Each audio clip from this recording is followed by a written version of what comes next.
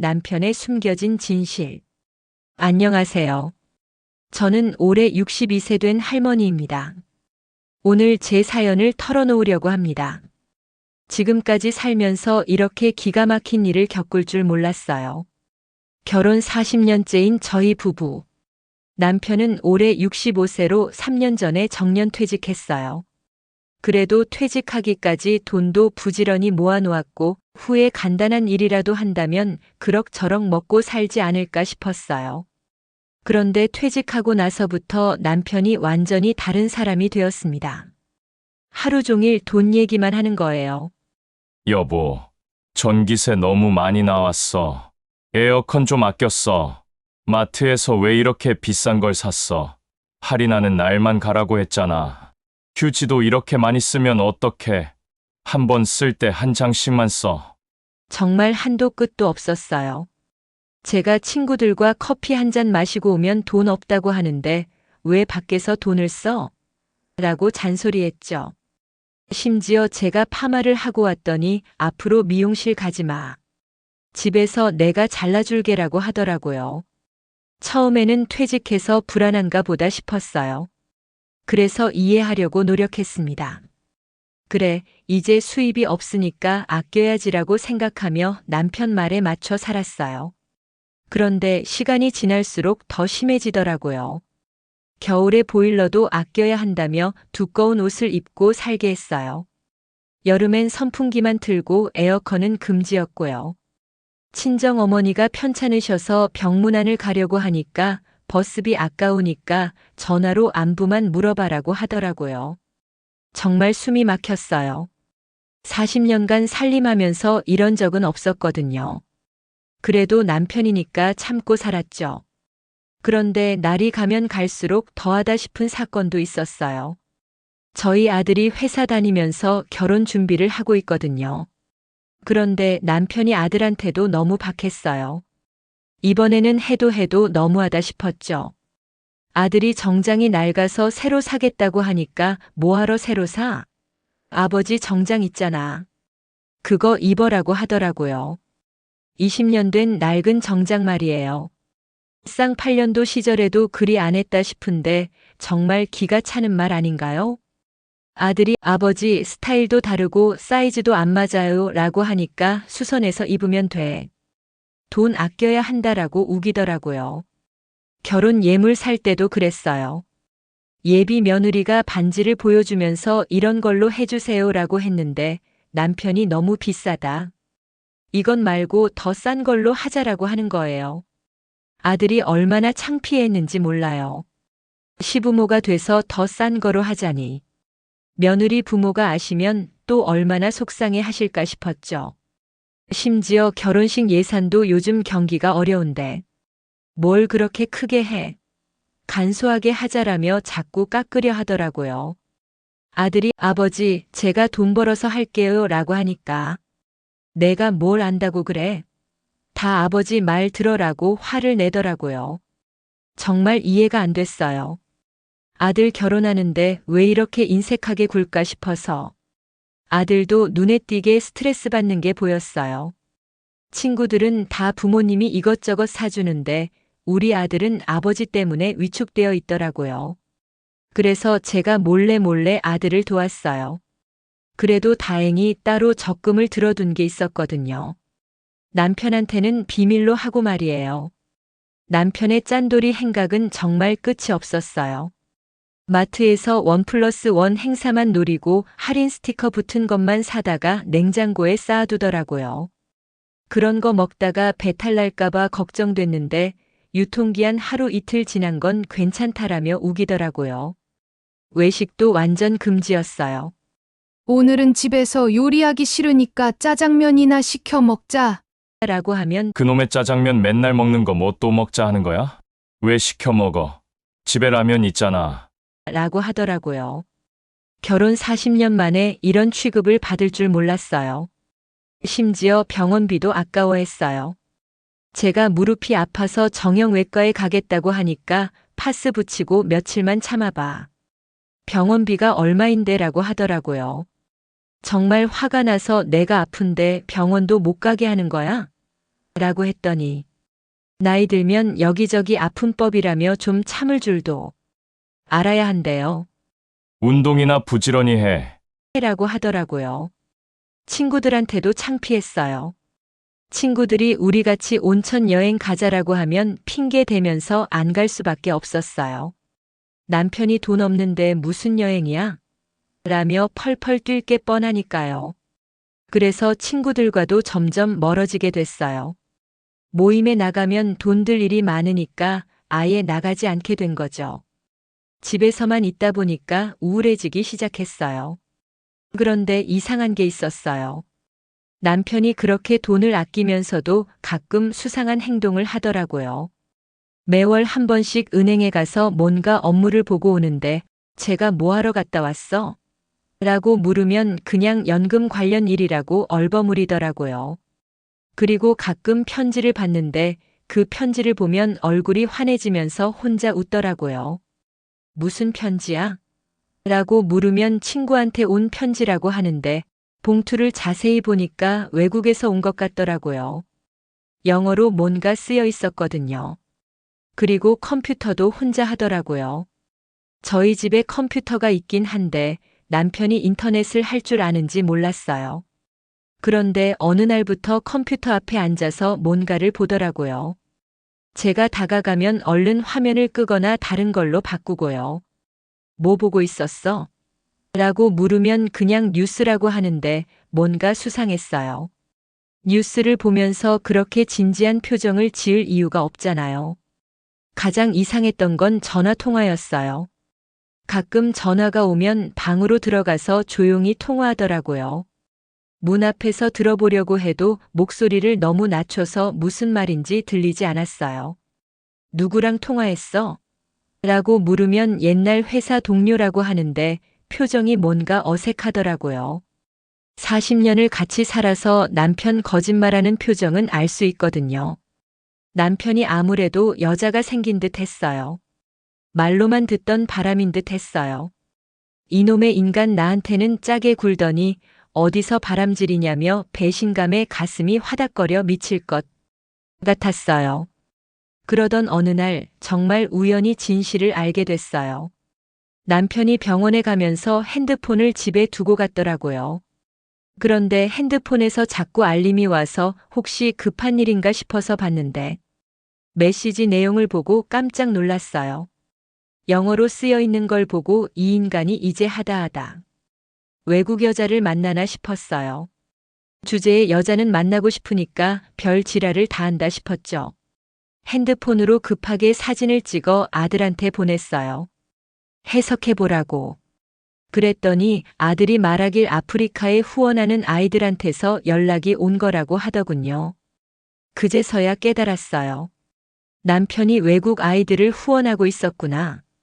급히 컴퓨터를 켜서 남편이 뭘 하고 있었는지 확인해 봤어요. 인터넷 검색 기록을 보니까 국제구호단체 사이트들이 잔뜩 있더라고요. 그리고 후원 관련 자료들도 프린트해서 숨겨둔 게 있었어요. 자세히 보니까 정말 놀랐어요. 아프리카 아이 30명을 후원하고 있더라고요. 한 달에 한 명당 3만 원씩 총 90만 원을 후원하고 있었던 거예요. 거기다 추가 기부금까지 하면 한 달에 100만 원 넘게 보내고 있었더라고요. 그 순간 머리가 하얘졌어요. 우리한테는 전기세도 아끼라고 휴지도 한 장씩 쓰라고 하면서 뒤로는 이렇게 큰 돈을 보내고 있었다니. 화가 나서 남편이 숨겨둔 서류들을 다 찾아봤어요. 그런데 더 기가 막힌 사실을 알게 됐어요. 남편이 이 후원일로 상까지 받았더라고요. 구호단체에서 모범 후원자상이라는 걸 받아서 표창장까지 있었어요. 그리고 신문 스크랩도 있더라고요. 남편이 후원 활동 관련해서 인터뷰한 기사였어요. 거기에 이렇게 나와 있었어요. 김 씨는 3년째 아프리카 아이들을 후원하며 나눔을 실천하고 있다. 김 씨는 어려운 아이들을 도우는 것이 인생의 보람이라며 앞으로도 계속 후원을 이어갈 것이라고 말했다. 정말 기가 막히고 코가 막혔어요. 집에서는 구두쇠처럼 굴면서 밖에서는 착한 사람 행세를 하고 있었던 거예요. 심지어 인생의 보람. 이라고 했다니까요. 그럼 가족은 뭐예요? 40년간 함께한 가족보다 모르는 외국 아이들이 더 소중하다는 건가요? 이제는 차라리 바람이라도 피웠으면 소송해서 돈이라고 받고 말지 않은 생각까지 들었어요. 더 찾아보니까 후원자 모임도 나가고 있었더라고요. 한 달에 한 번씩 다른 후원자들과 만나서 회의도 하고 식사도 하고 거기서 찍은 사진들도 있었는데 남편이 정말 행복해 보이더라고요. 그 사진들을 보는데 눈물이 났어요. 집에서는 돈 때문에 얼굴 한번 제대로 펴지 않던 남편이 거기서는 그렇게 환하게 웃고 있다니. 정말 배신감이 들었어요. 남편이 병원에서 돌아오자마자 저는 바로 따져 물었어요. 당신 이게 뭐예요? 하면서 후원 서류들을 내밀었죠. 남편 얼굴이 하얗게 질리더라고요. 어떻게? 어떻게가 아니라 왜 이런 거 했어요? 우리한테는 돈 없다고 하면서. 그때 남편이 한 말이 정말 충격이었어요. 이건 선한 일이잖아. 가난한 아이들을 도우는 거라고. 선한 일? 그럼 가족한테 하는 건 악한 일이에요? 그게 아니라 우리는 그래도 살만하잖아. 근데 그 아이들은 정말 굶어 죽을 수도 있어. 살만해요? 당신 때문에 병원도 못 가고 친구들 만나는 것도 못 하고 아들 결혼 준비도 제대로 못 도와주고 있는데. 남편이 그때 정말 화를 내더라고요. 당신은 이기적이야. 세상에는 우리보다 더 어려운 사람들이 많아. 그 사람들을 돕는 게 잘못된 일이야? 그래, 당신은 자기 가족만 생각해. 나는 더 큰 사랑을 실천하고 있는 거야. 이런 일을 해야 천국에 갈 수 있어. 그 말을 듣는 순간 정말 기가 막혔어요. 천국에 가려고 후원을 하고 있었다는 거예요. 진짜 그 아이들이 불쌍해서가 아니라 자기 종교적 신념 때문이었던 거죠. 그날 밤 저는 너무 충격받아서 잠을 못 잤어요. 40년 결혼 생활에서 이런 배신감을 느낀 적이 없었거든요. 그래서 새벽에 일어나서 남편과 다시 이야기해 보려고 했는데 갑자기 가슴이 아프면서 숨이 안 쉬어지더라고요. 여보. 여보. 남편을 부르려고 했는데 목소리가 안 나왔어요. 그대로 쓰러졌죠. 다행히 남편이 구급차를 불러서 병원으로 실려갔어요. 의사 선생님이 말씀하시길 극심한 스트레스로 인한 심장 발작이라고 하더라고요. 중환자실에 누워 있는데 남편이 핸드폰으로 전화를 하는 소리가 들렸어요. 후원자 모임 사람들한테 전화하는 것 같았어요. 안녕하세요. 김입니다. 오늘 모임 참석 못할 것 같아요. 네, 집사람이 쓰러져서 병원에 와 있어요. 그 다음에 한 말이 정말 충격이었어요. 별것 아니에요. 그냥 제가 후원하는 거 알고 트집 잡다가 스트레스 받아서 그런 것 같아요. 네, 맞아요. 이기적인 사람들은 남을 돕는 걸 이해 못해요. 자기 가족만 생각하거든요. 그래서 제가 늘 말하잖아요. 가족보다 이웃 사랑이 더 중요하다고. 성경에도 나와 있고요. 정말 기가 막혔어요. 아내가 중환자실에 누워 있는데 그걸 트집 잡았다고 표현하다니. 게다가 다른 사람들한테 제가 이기적이라고 말하고 있었어요. 그 순간 정말 허탈했어요. 내가 40년간 사랑했던 이 사람이 진짜 이런 사람이었구나. 겉으로는 선량한 척하면서 속으로는 이렇게 차가운 사람이었구나. 병원에서 일주일을 입원했는데 그 기간 동안 아들이 와서 모든 상황을 알게 됐어요. 아들도 정말 화가 났더라고요. 아버지 이게 뭐예요? 어머니한테는 그렇게 박하게 대하면서? 남편은 아들한테도 똑같은 소리를 하더라고요. 너도 어머니처럼 이기적으로 생각하는구나. 세상에는 우리보다 더 불쌍한 사람들이 많다. 아들이 그때 한 말이 참 인상 깊었어요. 아버지 진짜 남을 사랑하는 사람은 가족부터 사랑할 줄 아는 거예요. 가족도 제대로 못 돌보면서 무슨 이웃 사랑이에요. 퇴원하고 나서 저는 남편과 진지한 대화를 나눴어요. 이혼까지 생각했지만 40년을 함께 산 세월이 아까워서 한 번 더 기회를 주기로 했어요. 당신이 후원하는 건 좋은 일이에요.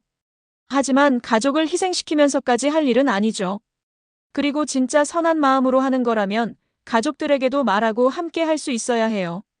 제일 화나는 건 당신이 밖에서 저를 이기적인 사람이라고 말한 거예요. 40년간 당신 뒷바라지한 사람한테 어떻게 그런 말을 할 수 있어요? 남편이 그제서야 잘못을 인정하더라고요. 미안해. 처음에 한 명이었는데 모두들 잘한다고 칭찬을 늘어놓으니깐 자꾸 후원하게 되더라고. 지금은 후원 규모를 줄여서 5명 정도만 후원하고 있어요. 그리고 그 사실을 가족들과도 공유하면서 함께 결정하고 있죠. 무엇보다 남편이 집에서도 예전처럼 인색하게 굴지 않아요. 필요한 것은 사고 가끔 외식도 하고 제가 친구들과 만나는 것도 허락해줘요. 아들 결혼 준비도 제대로 도와주기로 했고요. 아들아, 아버지가 미안했다.